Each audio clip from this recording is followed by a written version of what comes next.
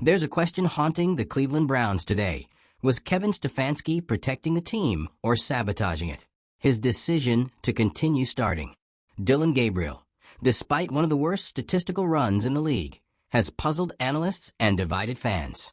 Behind the scenes, whispers suggest deeper motives: favoritism, control, or even fear of being upstaged by a rookie phenom. If you're into the real story and all the messy twists they don't show on highlight reels, go ahead and subscribe. And if you're sticking around to see how this Browns QB chaos plays out, you should definitely be subscribed.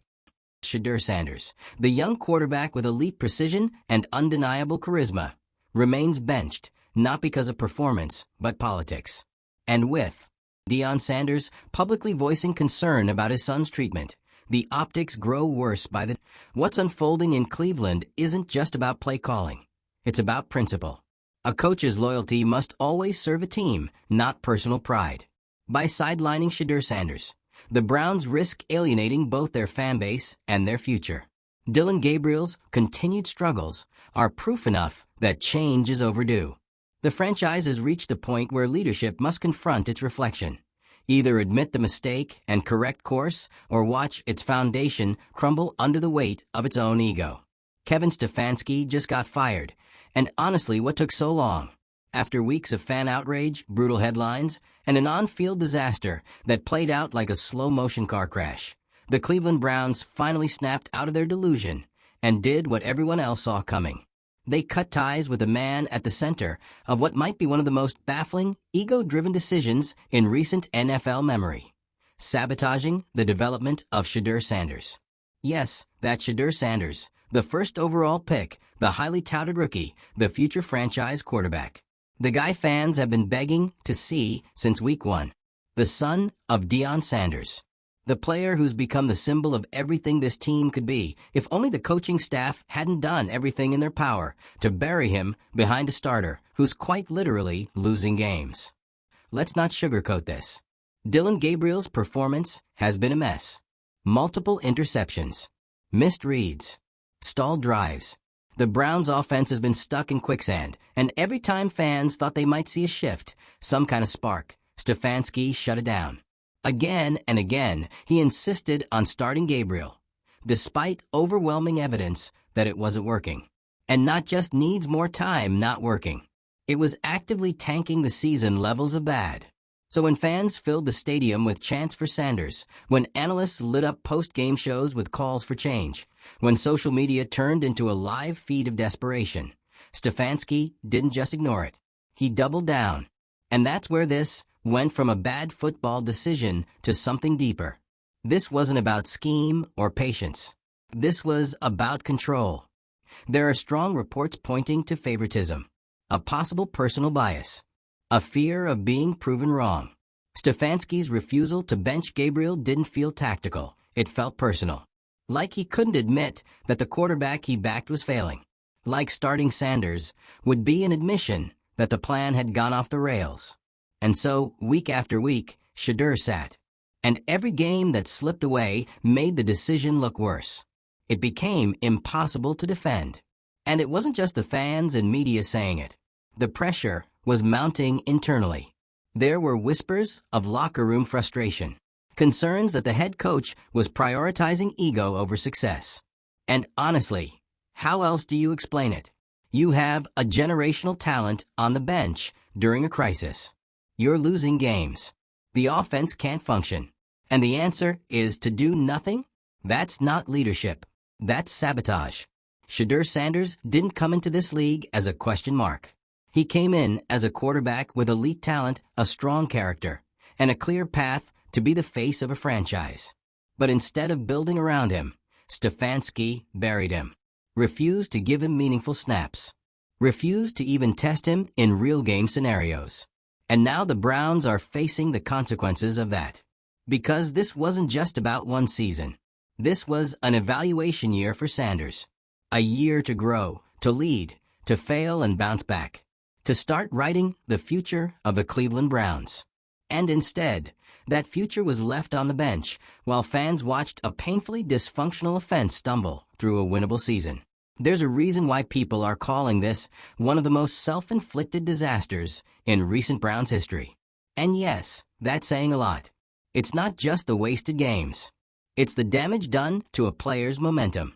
Shedeur Sanders didn't come into this league expecting to ride the bench behind a struggling veteran.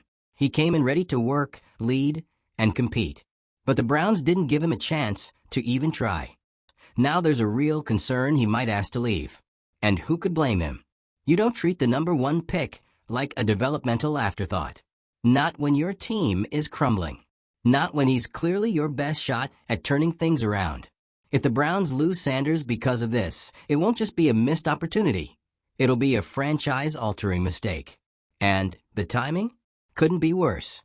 The Browns were supposed to be entering a new era. With Sanders at the helm, there was hope, actual hope, for a future that didn't revolve around dysfunction and disappointment. But instead of leaning into that, Stefanski held on to a vision that no one else believed in. And now the organization is playing catch-up. The decision to fire him isn't just about Gabriel or even Sanders. It's about accountability. Ownership had to act because this situation had spun out of control. The locker room wasn't buying in. The fans had turned. The media wasn't holding back. And internally, there was only so much more denial the franchise could sustain before something snapped. Now it has. The fallout is massive. Because when you bench a generational talent for reasons that don't add up, you don't just create controversy. You erode trust. With the fan base. With the team. With future players who'll look at this and wonder if Cleveland is a place where talent gets developed or wasted. And if Sanders walks, that's it. That's the legacy of this entire debacle. Losing a franchise quarterback before he even gets a chance to be a franchise quarterback. Because a coach couldn't get out of his own way. This has already become a case study in what not to do with a top draft pick. The longer the Browns kept Gabriel in, the worse it got. It started as a confusing decision. Then, it turned into a storyline. Then a scandal. And now, with Stefanski gone, it's a full-blown reckoning. Now the question is, what happens next? Ownership has a narrow window to fix this. Step 1 was removing the source of the chaos. That's done. But step 2 is even more important. Put Sanders on the field. Not in garbage time. Not to test the waters. Start him. Build the offense around him. Let him lead. Let him fail and grow and learn. Every snap he misses from this point forward is another sign that the Browns still don't get it. That they haven't learned from this collapse. And with the season teetering on irrelevance, there's no reason to delay. This is the moment to reset. Because while Stefanski might be gone, the damage he left behind is still fresh. It's going to take time to rebuild trust. It's going to take transparency and actual results, not just PR spin. Fans aren't buying empty promises anymore. They want to see change. The Browns have a shot here. A real one. But only if they stop trying to protect pride and start protecting their future. That means Sanders. That means accountability. That means owning the mistakes that got them here and refusing to repeat them. Because this isn't just a coaching change. It's a line in the sand. Either the Browns step into a new chapter, or they fall right back into the pattern that's defined them for decades. Let us know where you stand. Should the Browns have made this move sooner? Is Sanders still salvageable as the future of the team? And how much damage has really been done here? Drop your thoughts in the comments. Like the video if you're exhausted by leadership that refuses to adapt. And don't forget to subscribe. We're watching every twist of this meltdown, and you won't want to miss what happens next. Let's be clear, this wasn't just about losing games. This was about losing control. The Browns didn't just fumble a season. They fumbled the narrative. And in today's NFL, perception is everything. You can sell a rebuild. You can survive a losing streak. What you can't sell is chaos. And that's exactly what Kevin Stefanski created. For weeks, it felt like the entire city of Cleveland was screaming into a void. Fans, analysts, insiders, everyone saw the disaster unfolding in real time. They saw Dylan Gabriel throwing picks like it was a contest. They saw an offense so dysfunctional it could barely string together a decent drive. They saw Shedeur Sabotage, arguably the most hyped rookie quarterback in recent memory, rotting on the sideline with a helmet on and 0 snaps to show for it. And yet, nothing changed. That's what made this situation feel so surreal. It wasn't just stubbornness, it was willful ignorance. Stefanski stood at the podium every week talking about trusting the process, while the process was burning to the ground behind him. The media asked, the fans demanded, and the locker room got quiet. That's always the first sign. When players stop defending the decisions, stop answering questions with any real conviction, stop pretending they buy into the vision, that's when you know the walls are closing in. And that's exactly what happened in Cleveland. Reports started leaking about frustration behind the scenes. Players questioning why Gabriel was still starting. Coaches privately baffled by the lack of adjustments. And front office officials starting to get that glassy-eyed stare that only comes when you know a storm is coming and you have no umbrella. Ownership had to act. Not just because of the record, but because this team was losing direction. When your most talented player is sitting while your least effective one is starting, that sends a message, one that goes way deeper than the scoreboard. It says the franchise isn't serious about winning. It says politics comes before performance. And most of all, it says that leadership has lost the plot. Let's talk about the Sabotage piece of this, because that's where the stakes skyrocket. This isn't just any rookie. This is a first overall pick, son of a legend, spotlight magnet quarterback, who came in with massive expectations. And he didn't just bring hype, he brought hope.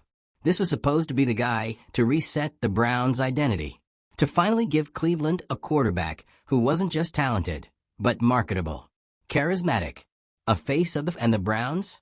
They benched him like he was some practice squad project. Think about what that does to a player. Think about what that does to his confidence, to his development, to his belief in the system. You got a young quarterback who's shown elite talent at every level, who's got the work ethic, the leadership, the intangibles, everything you want in a franchise player. And you decide to wait on giving him the keys while the team crashes and burns around him. That's not patience. That's sabotage. Every NFL player knows you don't get these years back. Reps matter. Game time matters. Chemistry with receivers, live reads, pocket timing.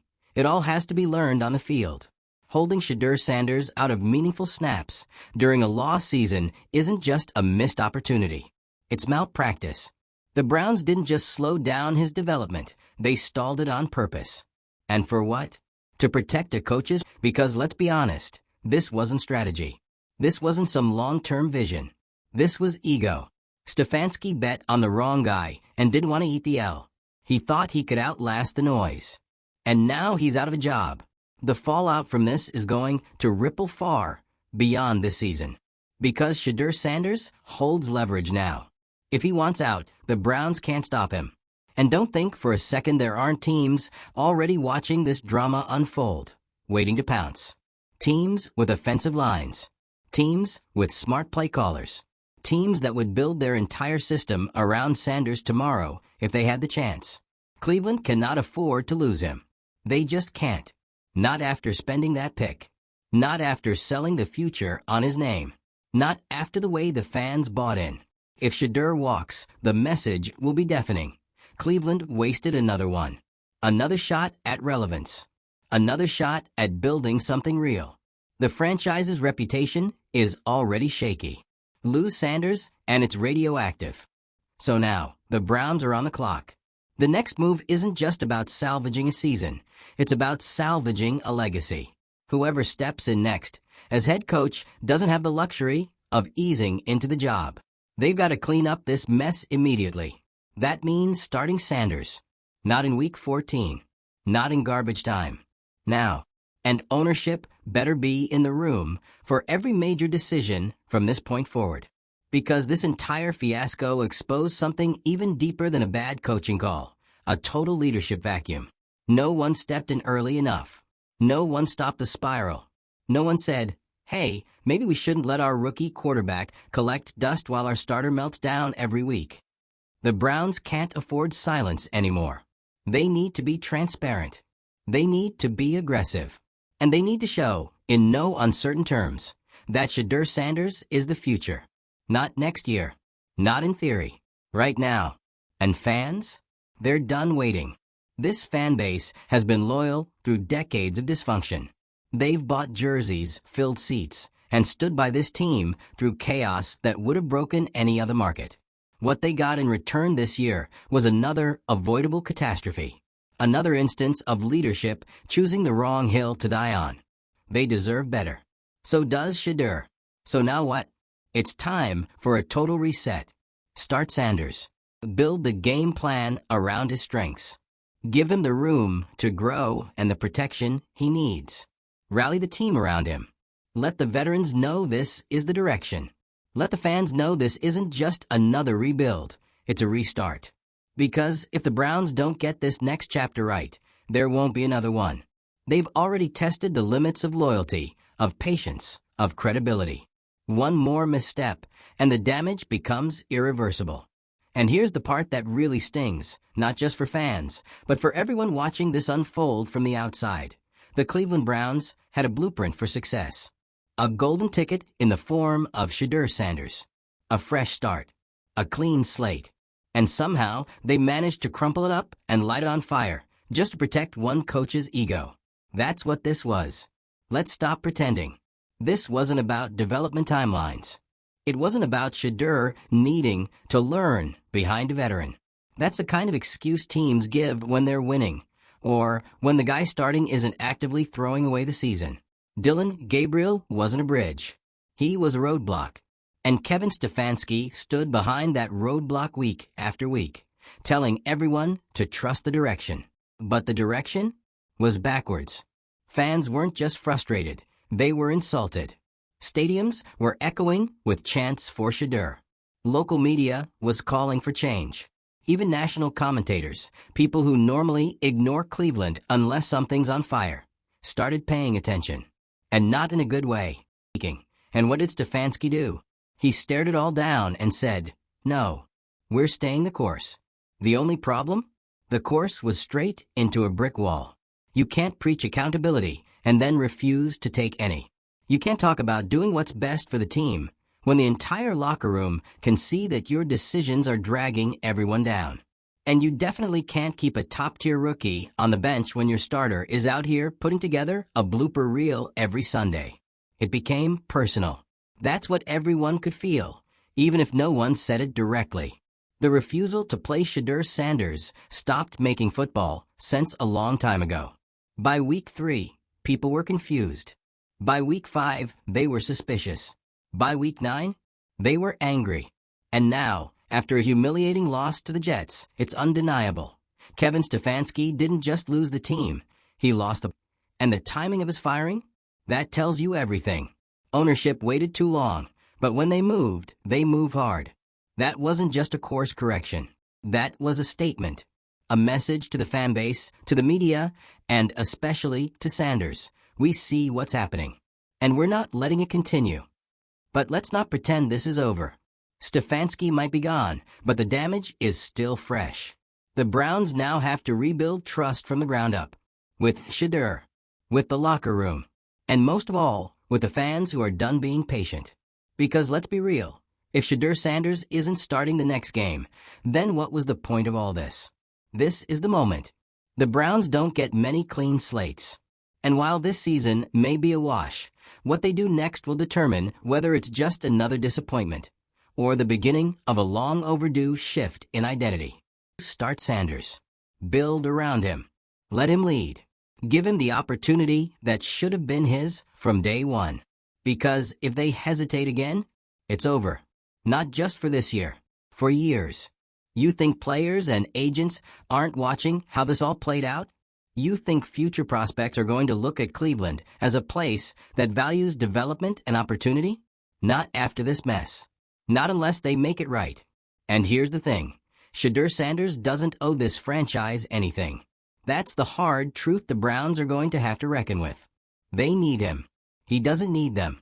The NFL is full of struggling teams that would throw open their doors to a young quarterback with his upside, his brand, his leadership. Cleveland got him.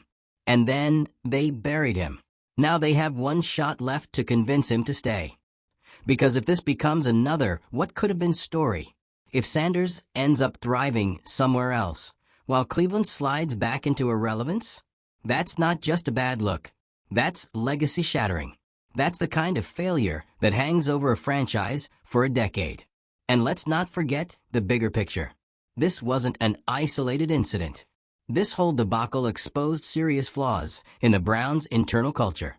The fact that Stefanski was allowed to keep making the same call over and over, despite evidence, pressure, and results to the contrary, that tells you there was either a stunning lack of oversight or a paralyzing fear of change. Maybe both. That has to end here. Because the NFL isn't waiting for the Browns to figure it out. Other teams are already a step ahead. They're building around young stars. They're adapting. They're not letting ego stand in the way of progress. The Browns need to catch up, now. And Shedeur Sabotage is the only reason they even have a path to do it. So ownership better do more than just fire Stefanski. They need to send a message to everyone that this is a new direction, that the days of wasting potential are over, that this franchise will no longer let pride, fear, or outdated thinking hold it back. And yeah, it might be uncomfortable. It might take time. But it starts with doing the obvious. Putting your most talented player on the field. No more excuses. No more he's not ready. No more we're evaluating. The evaluation period is over. The only thing left to evaluate now is whether the people running this team have learned anything from the last 10 weeks of chaos. Because if they haven't, then this isn't just Stefanski's failure. It's everyone's. Drop your thoughts below. Should Shedeur start right now? Was Stefanski's firing too little? Too late? And can the Browns still convince their franchise quarterback to stick around? Hit that like button if you've had enough of watching talent go to waste. And don't forget to subscribe. We're not done watching this story unravel. Something tells us the real drama is just beginning.